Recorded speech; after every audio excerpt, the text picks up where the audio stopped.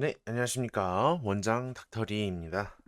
이번에는 지난번 신형 CLA의 외관에 이어서 실내 디자인을 좀 더 살펴보는 시간 가지도록 하겠습니다. 현재 공개된 자료상에서는 조수석 디스플레이가 있고 없고에 따른 트림 구성의 차이가 좀 두드러지게 보였는데요.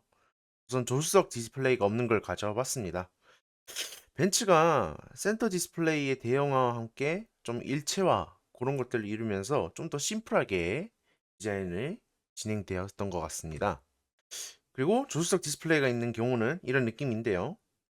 그러니까 이 조수석 디스플레이가 없으면은 그냥 패턴 라이트만 들어오니까 뭔가 좀 엉성한 느낌이 있었는데 확실히 이 조수석 디스플레이가 있는 게 없는 것보다 완성도가 더 높아 보입니다. 그 외에도 좋아진 게 있는데 잠시 외관으로 돌아가 보면 제가 이전 영상에서 제원을 읊었을 때 휠베이스가 60mm가량 늘어났다고 말씀드렸었는데요.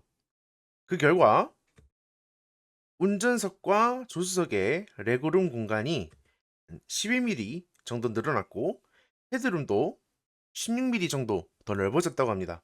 게다가 뒷좌석 헤드룸도 28mm나 늘어나서 이전보다 확실히 거주성 개선되었다고 볼 수 있겠네요. 이전 모델과 한번 비교해 보죠. 이전 모델의 경우에는 이 조수석 디스플레이가 없기 때문에 신형 CLA의 실내 중에서 조수석 디스플레이가 없는 그런 사양과 우선 비교해 봤습니다. 전반적으로 심플해진 느낌이 강해진 걸 알 수 있는데요. 디스플레이 면적이 커진 데 따른 이런 요소들의 크기나 배치가 조금씩 달라진 거를 볼 수 있죠. 특히 가운데 송풍구 크기가 많이 달라졌습니다. 이전에는 송풍구 디자인이 어, 좌측, 우측, 그리고 가운데 디자인이 모두 동일했었는데 이번 신형은 그렇지 않게 되었습니다. 약간 디자인 쪽으로 특이성도 잃고 좀 평범해진 그런 점은 아쉬운데 뭐 현실적인 부분이 있다 보니까 그냥 어쩔 수가 없다고 느껴졌습니다. 근데 스티어링 휠 같은 경우에는 확실히 이전보다 많이 개선되었다고 느껴졌습니다. 그리고 이제 전동화가 진행되고 이제 시프트 레버가 단순화되면서 전반적으로 이 콘솔 박스가 약간 이전보다 위쪽으로 올라온 느낌이죠. 레이아웃이. 그리고 이전보다 아까 말씀드린 비상등 같은 이런 주요한 버튼들이 조금 더 커진 느낌이 있고요. 근데 좀 보다 보면 이 가운데 부분, 그러니까 콘솔 박스의 구성이 조금 어색하지 않습니까? 이 앞에 디스플레이가 크게 자리 잡고 있고 양옆에 도어 트림과 이 뒤쪽에 가죽 시트가 주는 느낌에 비해서 혼자 메탈의 감성을 가지고 있는 게 굉장히 어색한 요소로 작용하지 않았나, 언밸런스한 요소로 작용하지 않았나 생각이 들었습니다. 왜 이렇게 되었을까요? 네, 역시나 컨셉카로 거슬러 올라가 봐야겠죠. 컨셉카 실내는 이렇게 생겼습니다. 어떠십니까? 신형 양산 버전이 꽤 잘 반영했다고 느껴지시나요? 직접 한 화면에서 비교해보죠. 디스플레이와 스티어링 휠 디자인 반응률은 굉장히 높다고 생각되죠? 근데 가장 큰 차이점은 보다시피 이 콘솔 박스 부분입니다. 왜 이렇게 되었는지 좀 더 뒤져보니까 요번에 CLA가 전동화되었단 말이죠. 그래서 전기차 전용인 EQ 라인업을 좀 뒤져봤어요. 뒤져봤는데 그런데 EQ 시리즈 모두 어, 이런 형태의 콘솔 박스 디자인을 가지고 있었습니다. 결국 EQ 라인과의 패밀리 룩을 유지하기 위해서 좀 더 까놓고 보면은 전기차 플랫폼을 활용해서 원가 절감을 위해서 그랬다. 그렇게 유추해 볼 수 있겠죠. 근데 좀 아쉬운 거는 그런 거 다 빼고 EQ 쪽은 이 라인이 이렇게 양옆으로 자연스럽게 이어져서 조화를 이루고 있는 반면에 우리 CLA는 여기가 이렇게 그냥 보면은 덩그러니 떨어져 있단 말이죠. 그래서 굉장히 뜬금없는 그런 느낌을 주고 있지 않나 생각이 듭니다. 그리고 다시 컨셉 비교로 돌아와 보면 EQ 라인업에서 보여준 전기차 전용의 콘솔 박스 디자인을 반영하려다 보니까 전 좀 사용성에서 걱정이 됐습니다. 이 차는 CLA입니다. CLA. 작은 사이즈 쿠페란 말이죠. 이 컨셉의 디자인은 보다시피 이렇게 사방이 뻥 뚫려 있어요. 그래서 뭐 운전자든 동승자든 간에 이 실내에 있는 물건에 대해서 접근이 좀 용이하게 돼요. 물론 높은 물건들을 이렇게 높게 이렇게 할 수는 없겠지만 그래도 어쨌든 사방에서 자유롭게 이렇게 접근을 할 수 있는데 양산 디자인은 요만한 비교적 좁은 공간에서 이 밑에다가 손을 넣어야 돼. 되게 불편하겠죠. 특히 요 가운데 안쪽에 들어가 있는 물건은 더욱더 힘들 겁니다. 실제로 저는 같은 구조의 EQ 라인업 중에서 EQS 제일 큰 EQS SUV를 타봤었는데 그 차도 이 가운데에다 손을 넣어가지고 안에 있는 물건을 꺼냈는데 그렇게 막 편하다는 느낌은 들지 않았어요. EQS가 상당히 큰 차잖아요? 그럼에도 불구하고 불편했단 말이죠. 그럼 이제 컨셉카가 불가능한 디자인이었는가? 그것도 아니에요. 요즘 나오는 전기차들 보면은 물론 이 오른쪽에 컨셉 이미지만큼 그렇게 널널한 편은 아니지만 비슷한 공성으로 뻥 뚫려 있는 게 많아요. 꽤 있거든요. 전 그래서 UX적인 고민이 좀 미흡하지 않았나라는 그런 아쉬움이 있습니다. 그리고 잠시 좀 추가로 사진을 좀 확대해서 보도록 하겠습니다. 우선 조수석 디스플레이가 없는 건데 여러분 뭐가 보입니까? 사진에서? 이 라인 보여요? 이 라인? 아니 프리미엄의 대명사인 벤츠잖아.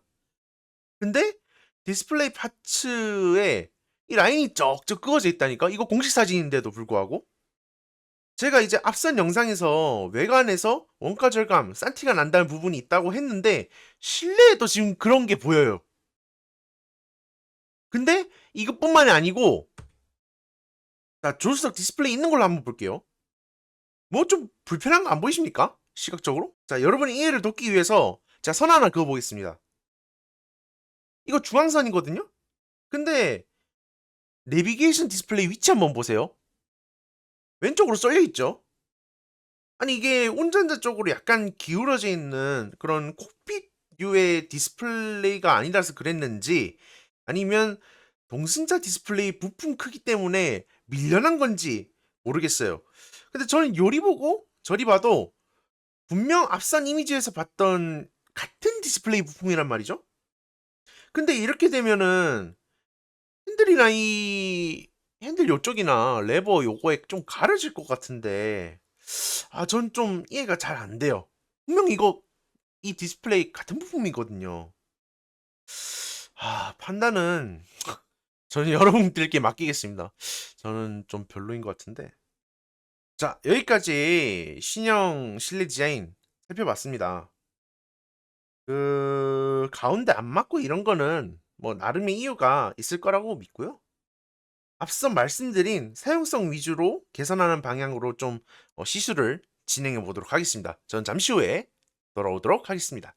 3 days later. 자, 돌아왔습니다. 비포 애프터 바로 가보시죠. 뭐가 바뀐 건데? 하는 분들 분명 계실 겁니다. 설명 좀 드릴게요. 우선 이 부분 중에서 이 옆구리 부분 막았습니다.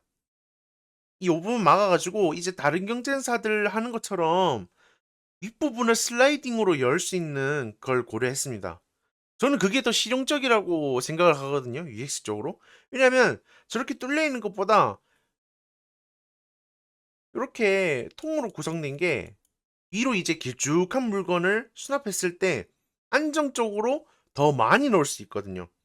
그래서 수납이라는 그 용도에 충실해질 수 있고 또 핸드폰 충전 그러면 여기 원래는 밑에서 했는데 이건 어떻게 해요 하면은 요 위에 이거 패드 있습니다. 이거 써가지고 그냥 무선 충전하면 되겠죠. 그리고 아까 슬라이딩 제가 얘기 드렸는데 슬라이딩 여기 자세히 보면 제가 이렇게 파팅 라인 줬습니다. 그래서 이 부분이 이렇게 뒤로 가가지고 슬라이딩이 돼서 수납하면 접근할 수 있게 그렇게 파팅 라인 줬고요. 그리고 요 뒤에 수납 공간 하나 있죠. 요 뒤에 수납 공간. 기존처럼 이렇게 이 좌우로 이렇게 10개 구성되어 있는 게 이 겉보기엔 이렇게 스티치 쫙쫙 들어가고 선 쫙쫙 그어져 있어가지고 좀 고급스러워 보이고 있어 보인다라고 느껴질 수는 있어요.